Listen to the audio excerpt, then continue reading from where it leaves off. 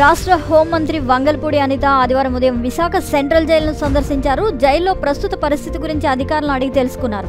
అనంతరం హోంమంత్రి మాట్లాడుతూ విశాఖ సెంట్రల్ జైల్లో గంజాయి సరఫరా ఆరోపణలు వచ్చాయని పూర్తి స్థాయిలో విచారణ చేస్తున్నామని అన్నారు. గత 5 సంవత్సరాలు సెంట్రల్ జైలును విజిట్ చేసిన దాఖలాలు లేవని విమర్శించారు. టెక్నాలజీ నుంచి ఎవరూ తప్పించుకోలేరన్నారు వంగల్పూడి అనిత. 10-15 రోజుల్లో సెల్ ఫోన్ వ్యవహారంలో విచారణ రిపోర్టు వస్తుందని, జైల్లో సిబ్బందిని పెంచుతామని స్పష్టం చేశారు. కాగా విశాఖ సెంట్రల్ జైలు భద్రత, కదలికలపై ఎన్నో అనుమానాలు వ్యక్తమవుతున్నాయి.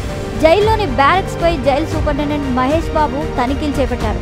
జైల్లోని అన్ని బ్లాకుల్లో అధికారులు సోదాలు నిర్వహించారు. 4 రోజుల నుంచి తనిఖీలు చేయడంతో 3 సెల్ ఫోన్లు, 1 సెల్ బ్యాటరీ, 2 డేటా కేబుల్ స్వాధీనం చేసుకున్నామని అధికారులు వెల్లడించారు. 4 రోజుల క్రితం విశాఖ మాజీ ఎంపీ కుటుంబం కిడ్నాప్ కేసులో నిందితుడు హేమంత్ కుమార్ డైరెక్ట్లో దొరికిన 2 సెల్ ఫోన్లు, బ్యాటరీ, 2 డేటా కేబుల్స్ నిన్న నర్మదా బ్లాక్లో జైలు సిబ్బంది తనిఖీలు నిర్వహించారు. ఈ క్రమంలోనే హోంమంత్రి అనిత ఈరోజు విశాఖ సెంట్రల్ జైలును సందర్శించారు.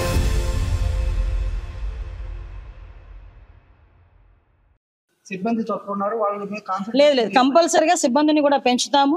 అవసరమైతే రెగ్యులర్ సిబ్బందిని పెట్టాలా, అవుట్ సోర్సింగ్ సిబ్బందిని పెట్టాలా, వాట్ ఎవర్. అంటే యూనిఫామ్ జాబ్స్ లో మనం అవుట్ సోర్సింగ్ పెట్టలేం కాబట్టి రెగ్యులర్ సిబ్బందిని మనం పెట్టుకోవాలి. రెగ్యులర్ సిబ్బందిని ఏ రకంగా వీళ్ళ దగ్గర డిప్యూట్ చేయాలి, వీళ్ళకి ఎలాగ ఆన్ బోర్డ్ చేయాలి, టెక్నాలజీని బేస్ చేసుకొని. అంటే ప్రతి ఒక్క ఖైదీకి మనం ఒక్కొక్క పోలీసుని మనం పెట్టలేం కాబట్టి టెక్నాలజీని బేస్ చేసుకొని వీళ్ళకి కూడా ఈజీ అయ్యేటట్టుగా, సర్వేలెన్సెస్ ఈజీ అయ్యేటట్టుగా మేము చూసుకుంటాం. ఏముంది బస్ సీడ్ ఎంత ఉంటుంది, జేబులో పెట్టుకుని వెళ్తాడు. ఏమైంది ఇప్పుడు బయటకు వస్తున్నారు అంటే నేను ఎందుకు అది చెప్తున్నానంటే ఈరోజు మా వాళ్ళు ఎంత క్లియర్గా అబ్జర్వ్ చేస్తున్నారు, ఎంత క్లియర్గా వాళ్ళ వర్క్ వాళ్ళు చేసుకుంటున్నారు అని చెప్పడానికి ఎగ్జాంపుల్ చెప్తున్నారు. లోపల ఉన్న వాళ్ళందరూ ఎలాంటి వాళ్ళు, ఇంచుమించు ఎంతమంది ఉన్నారండి గంజాయి కేసులో ఉన్న వాళ్ళు? 1075 మెంబర్స్ లోపల గంజాయి కేసులో ఉన్న వాళ్ళు. ఇంటర్ స్టేట్ ఒరిస్సా నుంచో, మహారాష్ట్ర నుంచో వాళ్ళందరూ 1075 మంది ఉన్నారు లోపల. వాళ్ళే ఉన్నారు. నేను లాస్ట్ టైం కూడా చెప్పాను కదా, వాళ్ళే ఉన్నారు 50%. నేనే తీసాను.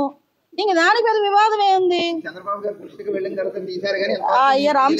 రామచంద్ర మీకు నేను తీసి 10 రోజులు అయింది, మీకు నన్ను తెలిసింది. చంద్రబాబు నాయుడు గారికి నాకు ప్రైవేట్ పిఏ, నేను జీతం ఇచ్చుకుంటున్న అబ్బాయి. ఓకే, విషయం తెలిసింది, తీసి పడేసాం.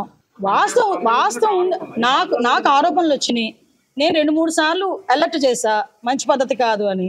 నేను ఒకటేనండి, గవర్నమెంట్కి కానీ తెలుగుదేశం పార్టీకి కానీ డ్యామేజ్ అవుతుంది అనుకుంటే నా సొంత పిల్లల్ని కూడా పక్కన పెట్టడానికి నేను సిద్ధంగా ఉంటాను. ఓకే.